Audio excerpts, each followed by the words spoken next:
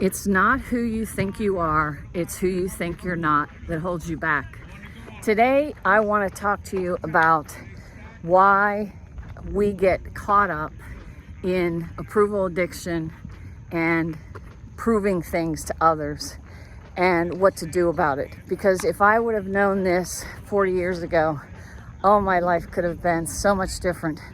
But now that because I know it and I discovered it, I want to share it with you so you can know this earlier and take the bar, like I'm at a track, right? Take the hand off and go further than I did by the time you're in your 60s. So here's the deal. When you were younger, at some point, first of all, when you were born in this world, you had no limitations. Everything that you consider a limitation is something you learned. And you got infected with what I call black knot disease. Black knot disease, I call it black knot disease because there's a thing in nature called a fungus called black knot disease, which basically gets like on a plum tree or some other fruit trees, and it's black and it's a fungus, and it grows and it cuts off the circulation to the tree, so the tree dies from it. And I don't want you to die from black knot disease. That was something you picked up, fungus you picked up, and you didn't even know you picked it up. So here's how it happens. We get conditioned by autosuggestion, by our environment, what we hear over and over again.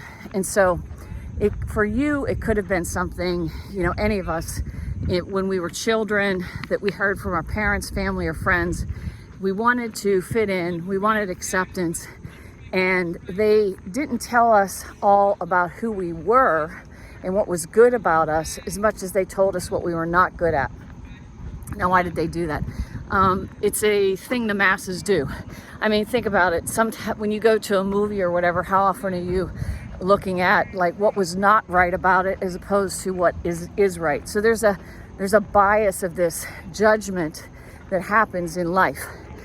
And so with awareness, you can start to become aware of that. So what happens with approval addiction is people start telling us what we're not.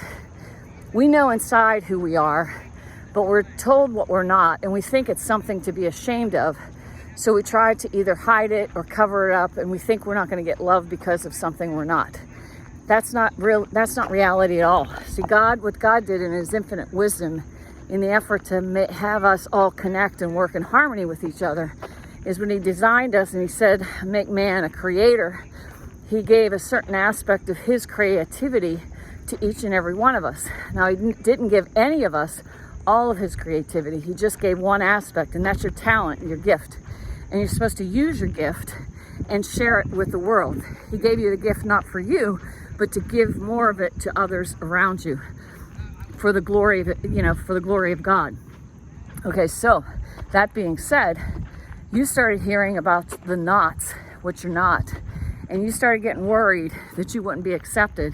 And so you concentrated on what you're not, and you started building an identity around what you're not, and that's what's holding you back. Now, that explains approval addiction. That explains why you do things. Sometimes you say yes to things that you don't want to say yes to, you regret, because you do it out of fear, obligation, or guilt. And you're constantly stressed. You're in a state of performance. You always have to be on. And you're doing more things out of performance than out of purpose. And that's why you don't feel fulfilled from it, because you feel like you have to perform. I know that was me. I was exhausted from doing that. But here's the thing. Then we get stressed. And every once in a while, somebody hits that stress trigger, right? And that's when we go into defense. And the stress trigger is when someone says something about what you're not, or it sounds like someone's saying something about you're not, and you know deep down inside that you are more than that. So what you do is develop another identity based upon your black knot disease of who you're not, and you get triggered when people say things like when they call it pushing buttons.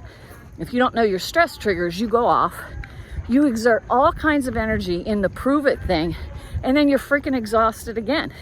And at the end of the day, my point is that all this is a waste of time.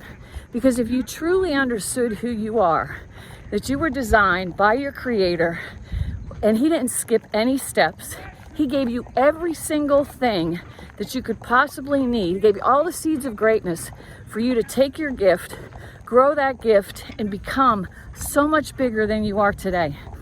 But will you use it? The biggest problem is we don't realize our value. We can see other people's value, but we tend to devalue ourselves. And when that happens, then you're going to be on defense, and you're going to stay in a disease state. So the way out of the disease state is you have to identify yourself from the I am that created you, and recognize who you are is more than enough to provide all the prosperity in the world in abundance that you can experience. More than enough for you to be able to share and grow and give your gifts if you're willing to take risk, if you're willing to have some courage, and if you're willing to be misunderstood. Now I want you to hear that, because if you're deeply in the approval phase, and you're not willing to be comfortable with who you are and just walk in it, and recognize that you will be misunderstood, because there's still so many people out there that are suffering from black knot disease, that when they see you just being comfortable, calm, cool, and collected, being who you are, not worrying about what anybody thinks or what anybody says, because you know in your heart that what gift was put in your heart and soul was not put in everybody else. You have a unique special sauce, your genius zone. And so there is no competition. There's no need for comparison. The only person that you need to compete with is the last version of you, and continually become the next best version of you. Because if you don't, the sad part is, if you settle and you worry about everybody's approval and you stay small, the two people that lost the most is you, because you didn't get to become all you can be in your total uniqueness. And two, the people around you are not going to see that light shine even brighter than it's shining today. Because when you shine your light, when you have the courage to take risk, when you have the courage to just be you and be comfortable and know who you're walking with, and be comfortable with that, because it's between you and your creator and no one else, you will be misunderstood, but you're going to be free. And there ain't nothing like having serenity and the freedom of just being you, and knowing that you're enough, and knowing that you have a purpose, and knowing that you can produce with purpose, that you can have meaning, movement with meaning, and that you can act based upon that awareness and be free. So my challenge to you today is to think about what I said. And if you decide that you want to cure that disease, it all starts with you identifying yourself with who you really are, and accepting the fact that who you are is way more important than who you're not. I hope that helps, and have a great day.